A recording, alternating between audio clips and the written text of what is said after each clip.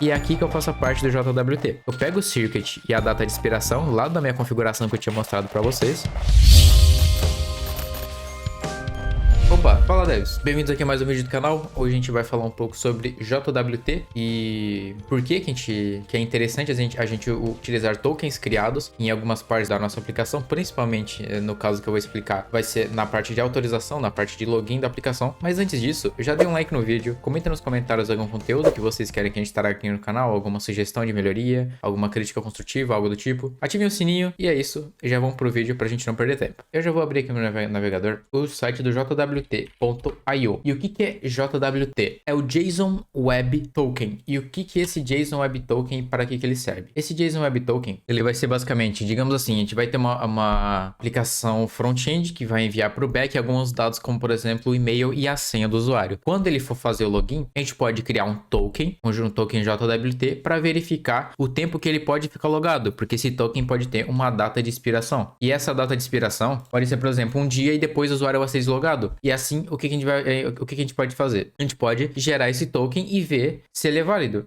E o que esse token ele retorna pra gente? Ele retorna pra gente três valores, que é o header da nossa requisição, que é o cabeçalho do token, onde vai conter os campos alg, que informa o algoritmo usado para criar o hash, que é por aqui esse HS256, que é o que a gente está usando, e o TYP, que é o type, que basicamente vai dizer que aquele token é um token JWT. Essa configuração é bem simples. Além disso, ele retorna o payload, que é onde vão ter os dados que vão estar referenciando o token. Aqui no caso tem o sub, o name e a t. O sub aqui é o subject, qual é a referência daquele token. Tem o name, que basicamente é o seu nome, aqui é um nome aleatório, que ele basicamente vai ser o tempo aí de expiração do nosso token, que esse AT na realidade é a data de criação do nosso token, e foi a data que ele foi criado. E além disso, a gente tem o Verify Signature, que é basicamente onde a gente pode colocar uma senha dentro do nosso token, ou seja, a gente pode validar. Digamos que esse token ele tem a chave de autenticação teste. Então, para acessar um token válido desse token aqui, vai ter sempre que ser passado uma senha, entre aspas, basicamente é uma senha, mas o código daquele token vai ter que ser passado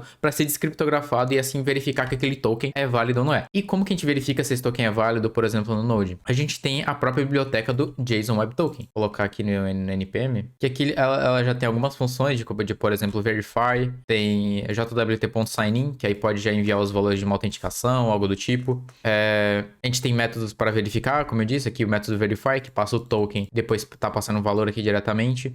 E além disso, o token é muito interessante para validar se um usuário, por exemplo, é administrador, está se logando como usuário de administrador. Por exemplo, criar um token que o valor dele é admin, com certo dado de expiração, e a gente pode passar aqui, por exemplo, um ID do usuário, passando aqui, sei lá, qualquer coisa, passa aqui ASD. A gente pode passar o ID do usuário aqui e se ele é administrador ou não, e não tendo data de expiração, ou seja, todo mundo que acessar com esse token vai poder se autenticar como administrador. Mas nesse caso seria bom ter uma data de expiração e ir renovando com o tempo. E assim a gente pode fazer diversas verificações para validar se aquilo é realmente o que a gente quer. Seria muito interessante sempre a gente passar uma senha dentro do nosso token. E eles são muito interessantes principalmente para login único, que nem eu falei, para fazer autenticação de usuário, de apenas um usuário entrar na aplicação. E o token principalmente é utilizado para isso, para autenticação e para verificação se o usuário tem algum parâmetro que ele tem que ter, se ele faz parte de algo específico. E além disso, algo importante de se falar, digamos que a gente tenha feito um login na nossa aplicação. Quando a gente fez a rota, a gente vai ter que passar no cabeçalho da nossa requisição o nosso token para a gente fazer a autenticação. Quando a gente faz essa geração, a gente tem um padrão que é utilizado pela comunidade de programação, que é o padrão de usar o better antes de fazer a autenticação. Por exemplo, vou pegar uma aplicação aqui que eu tenho, vou vir aqui em Users, na autenticação, e a gente tem a opção aqui de better token. Quando a gente faz a sessão, a gente tem o token que ele retorna aqui. E quando a gente vai usar essa geração, esse token, a gente passa ele como better. Aqui, deixa eu mostrar. Better token. E aqui, você pode ver que tem só o token mandado direto, mas por que ele passa better token aqui em cima? Porque tem esse tipo, better token específico só para esse tipo aqui. Porque se a gente colocar por exemplo, outro tipo de autenticação que vai passar só o token, a gente teria que passar dessa maneira aqui. A gente precisaria passar better e depois o token, que é um padrão que é muito utilizado. Então, já foi criada uma opção diretamente para isso. Então, aqui no Summon a gente tem essa opção better token, que já passa esse better antes, para basicamente dizer que esse é um better token. Mas isso não é nada tão importante assim. Pode passar o que quiser, mas normalmente é um padrão que é mais utilizado, que é bem melhor utilizar com esse padrão.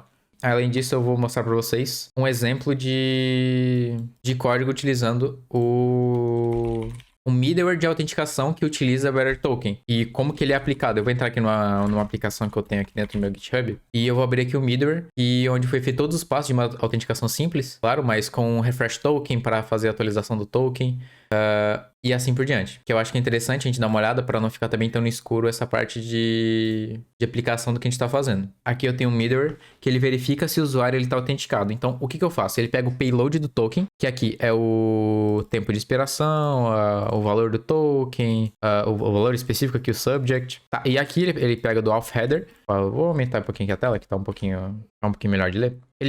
Eu criei uma variável aqui, auth header, que vai pegar do request headers authorization, que isso é o quê? É dentro aqui do Insomnia, nesse token aqui que eu tô passando. Ele vai pegar a autorização daqui. Se não tiver nada, já não encontrou a JWT. E por quê? Que dentro aqui eu tô pegando const, tô tirando o primeiro valor e depois pegando o token. É porque tem aquela diferenciação daquele padrão de botar o bearer, espaço e o token depois na frente. Então, eu boto essa vírgula, que é uma maneira de JavaScript de a gente ignorar o primeiro valor, e depois aqui a gente tá passando o token. E aqui fazendo split para basicamente ele pegar só o token diretamente. E aqui nesse try catch a gente vai ter realmente a verificação se ele tá válido aquele token ou não. Então ele pega aqui o decoded, faz um verify, que é o método aqui do JSON Web Token, e vai verificar passando o token. E aqui no caso ele pega circuit, que ele vai pegar a senha do token que a gente gerou. Por exemplo, aqui, se eu venho aqui no debugger aqui, acho que é debugger, tá na página inicial, esperar carregar aqui. Quando a gente passa uma senha aqui, nessa parte aqui do Verify Signature, basicamente vai ser aquilo ali que a gente vai estar verificando, que a gente vai ter criado aquele token com uma senha específica. E aqui eu só pego o Subject, que basicamente ele vai trazer, nesse caso aqui, o ID do usuário. Aqui eu só passo a tipagem e eu adiciono no meu request o ID do usuário para sempre eu ter acesso a essa variável na minha aplicação. E essa é uma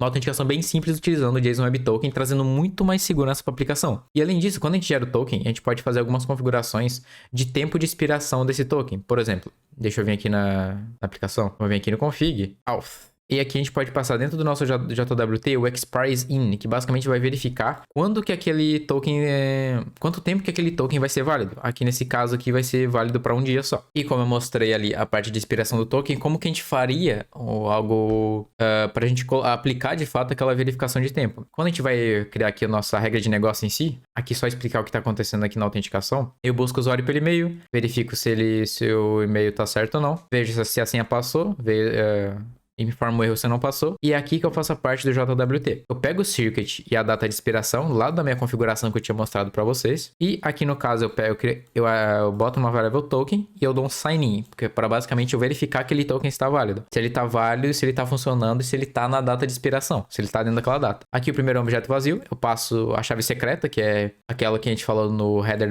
do nosso token, que vai estar no Verify Signature. Depois eu passo o subject, que nesse caso dessa aplicação é um user.id, e a data de expiração, que nesse caso vai ser um dia, ou seja, esse token vai ser válido apenas para um dia. E é basicamente isso, deve ser basicamente uma visão de que como você vai aplicar o JWT dentro da aplicação e uma visão de código também por cima. E é isso, dê um like no vídeo, se inscreva no canal, comentem algo que vocês acharam de interessante. E é isso, valeu devs, falou, até o próximo vídeo, valeu!